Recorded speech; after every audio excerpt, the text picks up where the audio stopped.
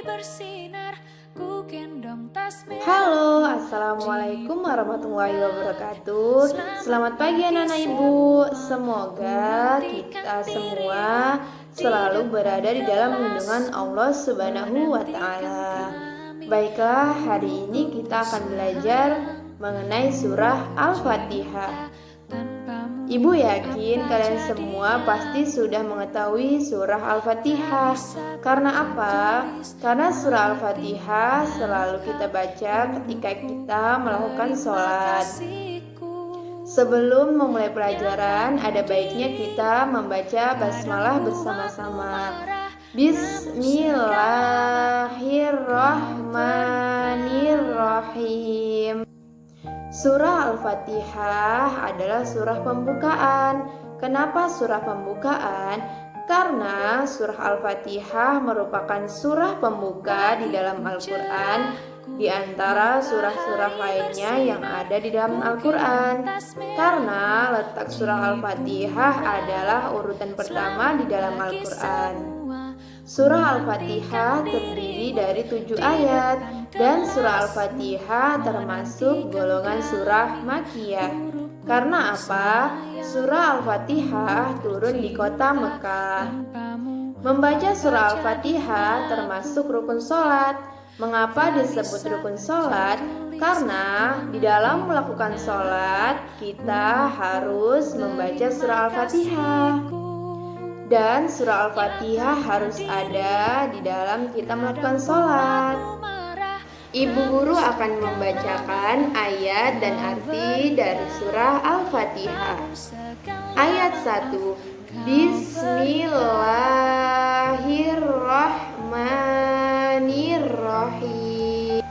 Dengan menyebut nama Allah yang Maha Pengasih lagi Maha Penyayang. Ayat pertama disebut dengan bacaan basmalah. Karena apa? Ayat pertama mengajarkan kita semua agar sebelum melakukan pekerjaan atau melakukan kegiatan itu sebaiknya diawali dengan basmalah. Yang kedua, Alhamdulillahirabbil alamin. Artinya, segala puji bagi Allah Tuhan semesta alam. Ayat kedua disebut juga dengan bacaan hamdalah atau pujian kepada Allah. Ayat kedua ini mengajarkan kepada kita agar selalu bersyukur atas nikmat yang diberikan oleh Allah Subhanahu wa Ta'ala kepada kita. Ayo, siapa yang mau membantu ibu membacakan ayat yang ketiga? Ya, terima kasih Ibu Lani. Ar-Rahmanir-Rahim. Artinya, Maha Pengasih lagi Maha Penyayang. Mengajarkan kepada kita dua sifat Allah, yaitu Ar-Rahman dan Ar-Rahim. Ar-Rahman adalah sifat Allah yang diberikan kepada seluruh makhluknya. Ar-Rahim adalah sifat Allah yang diberikan hanya kepada umatnya yang beriman kepada Allah saja. Yang keempat, Maliki Yaumiddin. Artinya, yang menguasai hari pembalasan. Maksudnya, hanya Allah lah satu-satunya yang mengetahui kapan adanya hari pembalasan atau hari kiamat. Yang kelima, Iyyaka na'budu wa iyyaka nasta'in. Artinya, hanya Engkaulah yang kami sembah dan hanya kepada Engkaulah kami memohon pertolongan.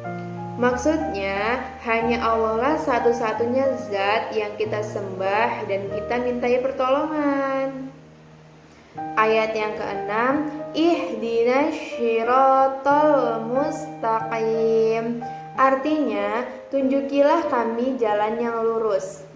Maksudnya, setiap kali kita berdoa, jangan lupa kita selalu minta kepada Allah agar selalu berada di jalan yang lurus.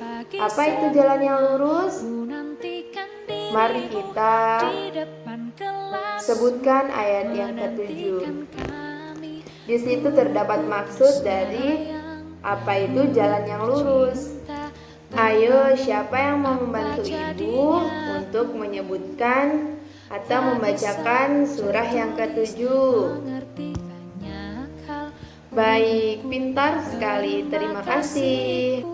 Ibu ulangi. Syiratal ladzina an'amta 'alaihim ghairil maghdubi 'alaihim waladdallin. Artinya, yaitu jalan orang-orang yang telah Engkau berikan nikmat kepada mereka, bukan jalan mereka yang dimurkai dan bukan pula jalan mereka yang sesat. Itu adalah penjelasan dari ayat ke-6 tentang